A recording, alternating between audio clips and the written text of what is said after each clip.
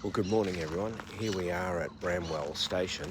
Bramwell Station's got a tourist park here, and it's a really good setup for somewhere out in the middle of nowhere.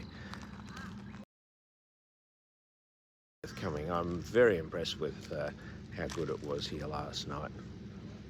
Anyway, this morning we've woken up to beautiful clear blue sky, and at this stage our plan is to head up to Horn Island after breakfast.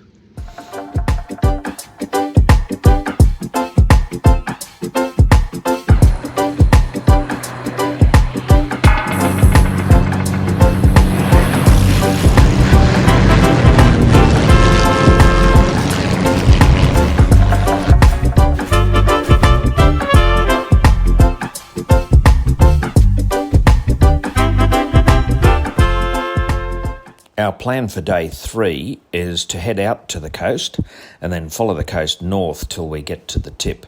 And then we're going to do a bit of island hopping across to Horn Island. We had a bit of time to spare, so we decided we'd spend a little bit of time that morning just wandering around Bramwell and having a look at the people who were there and what was going on around the place.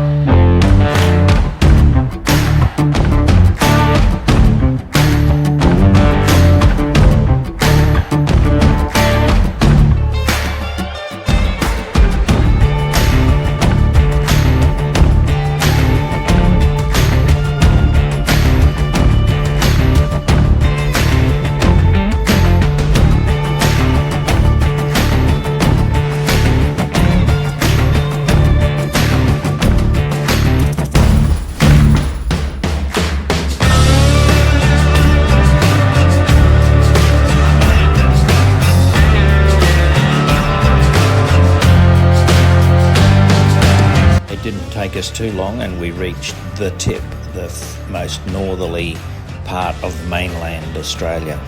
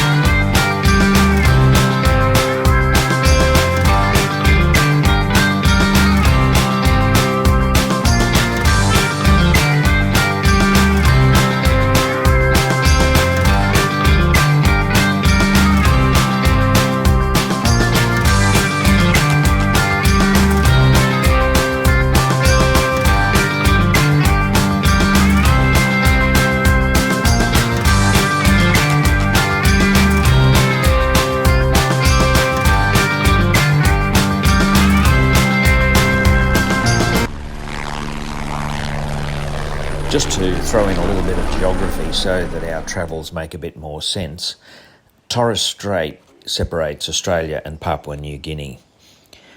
From the mainland of Australia to the nearest PNG point is just 151 kilometres, and the nearest Australian land to PNG is Saibai Island, and it's just 4 kilometres from PNG.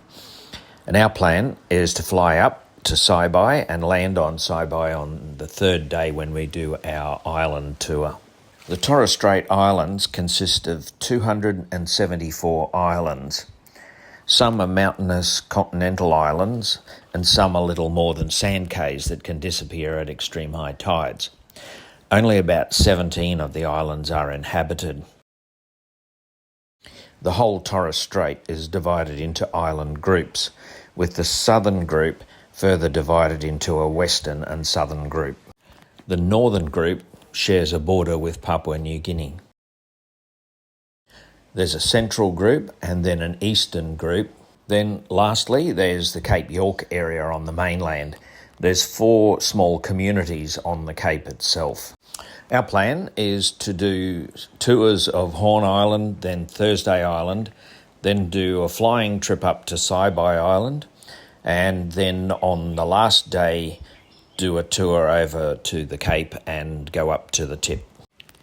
Even though for practical purposes Thursday Island is considered the capital of the Torres Straits, it's not the largest island, but it is the largest town. It's too small for an airstrip, so we did all our flying out of Horn Island and we stayed at the township of Wasaga on Horn Island. So TI became the administrative centre in the 1800s because it had a better harbour and it was a bit more central compared to Somerset, which was over on the tip. In addition, at the time there was a thriving pearling industry based at TI, and the government felt that they needed to have some control over that. So they moved over to what was then Port Kennedy, and Port Kennedy was renamed Thursday Island. TI is surrounded by a bunch of bigger islands, the biggest one being Prince of Wales, then Horn Island, then Hammond Island. And in case you're wondering about the days of the week, yes, there is a Wednesday Island and a Friday Island, but no other days. It seems the names were given by a fellow named Captain Owen Stanley in the early 1800s, but he apparently called it Friday Island. And then another guy, a fellow named Admiral Sir Francis Beaufort, came along in the 1850s, and for some reason he decided that the island should be in the order of the days of the week, going from east to west. So he renamed the islands Wednesday, Thursday and Friday. So Thursday Island is now Thursday, but it was originally Friday. So we stayed at the Gateway Resort on Horn Island, and that was the same place that we stayed in 2003 when we did our last trip to the Torres Straits.